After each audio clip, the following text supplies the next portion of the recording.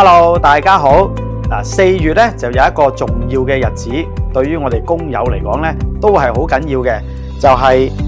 世界工作安全健康日，就係4月28號嘅。咁因為國際勞工組織咧就定咗每年嘅4月28號咧都係呢個世界工作安全健康日嘅。咁希望大家咧喺呢個日子裏邊咧都係多啲關注呢個職業安全啦，同埋做好呢個職業安全健康嘅措施，從而咧減少嗰個工業意外嘅。咁呢個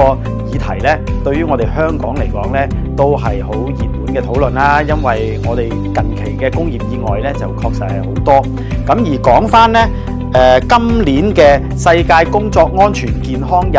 嘅呢個主題咧，就係同氣候變化有關係嘅，就係講咧點樣應對氣候變化帶嚟嘅一啲對工作嘅挑戰呢？譬如話酷熱天氣啦、空氣污染啦，又或者咧係暴雨嘅情況之下工作咧，其實咧都要注意呢個職業安全嘅。嗱，講翻呢個酷熱天氣啦，嗱，依家4月咧天氣都真係開始有啲熱咯。記得咧，我哋好多年前咧都一路關注咧戶外工作嘅工友咧喺酷熱天氣情況之下嗰個情況嘅。咁上一年咧勞工處咧亦都係聽咗啲意見啦，就有一個防止工作時中暑嘅一個指引嘅。咁我哋都覺得咧係行出咗重要嘅一步啦。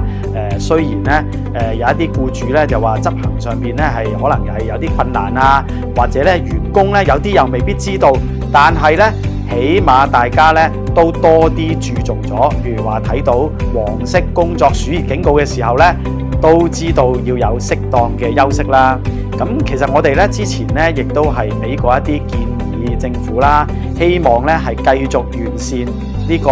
預防工作時中暑嘅指引嘅。第一就係話咧，因為依家呢個指引咧最主要咧就係睇暑熱指數啊嘛，有黃色啦、紅色啦同埋黑色3個級別。咁但係咧上一年咧天文台咧亦都係推出咗一個新嘅制度嘅，就係話咧如果35度以上咧就會有一個極端酷熱天氣警告。咁當時咧好多工友都喺度問，如果天文台發出咗呢個極端酷熱天氣警告35度咯，已經好熱啦，咁我應該有得休息啦，同埋天文台咧都成日叫我多啲注意啊，要飲多啲水啊，工作時候要休息。咁但係點解都未有休息時間呢？咁原來咧就係可能嗰個情況咧就係未去到呢個黃色工作暑熱警告啦，咁所以有啲情況咧就未必有得休息。咁咧係會令到好多工友咧都覺得好混淆嘅。咁所以我哋第一就建議勞工處咧積極去考慮下天文台嘅呢個極端酷熱天氣警告咧，都納入嚟呢個預防工作時中暑嘅指引。當有呢個警告嘅時候咧，都要規定咧係有適當嘅休息。嗱，第二咧就係我哋亦都收到一啲工友嘅反映咧，喺一啲特別係酷熱嘅環境裏邊，譬如話係停機坪啦，咁因為嗰度係空曠嘅地方啦，冇瓦遮頭啦，再加埋咧有一啲機器啊或者飛機噴出嚟嘅熱氣咧，嗰度嘅環境咧隨時咧都會高過市區咧係3至4度嘅，亦都即係話咧。當時我哋可能仲未有黃色工作暑熱警告，但係咧嗰度嘅環境咧已經係非常之酷熱、非常之惡劣，所以咧我哋針對呢啲特別酷熱嘅環境咧，係唔係能夠有一個特別嘅休息安排俾一啲工友呢？咁第三，最後啦，就係我都知道咧，好多業界咧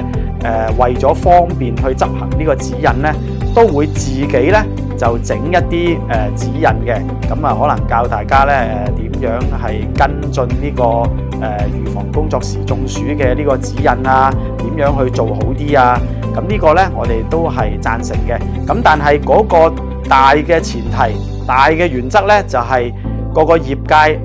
自己制定嘅一啲指引咧，就唔可以咧係差過勞工處嗰個建議嘅。譬如話勞工處咧就建議喺特定嘅情況之下，一個特定嘅工種，如果黃色暑熱警告出咗嘅時候咧，就規定要休息30分鐘。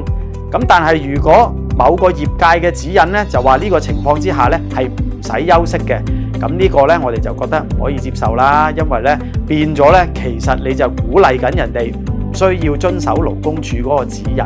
咁我哋覺得咧每個業界有佢運作嘅一啲特定嘅需要啊，都可以制定一啲指引咧，係方便業界咧去實行呢個指引。但係嗰個大前提咧就唔可以差過勞工處嗰個指引嘅。咁我哋亦都希望咧勞工處可以聽到我哋嘅意見啦。嗱，咁最後咧為咗響應呢個4月28號嘅世界工作安全健康日咧，勞聯喺4月27號咧都有一個職業安全嘅論壇嘅。咁到時咧各個界別嘅持份者咧都會嚟分享下佢對職業安全措施啊或者政策嘅一啲意見嘅。咁啊希望到時咧大家多啲支持啦，亦都希望大家咧繼續關注4月28號咧就係世界工作安全健康日，希望大家可以多啲宣傳同埋做好呢個職業安全。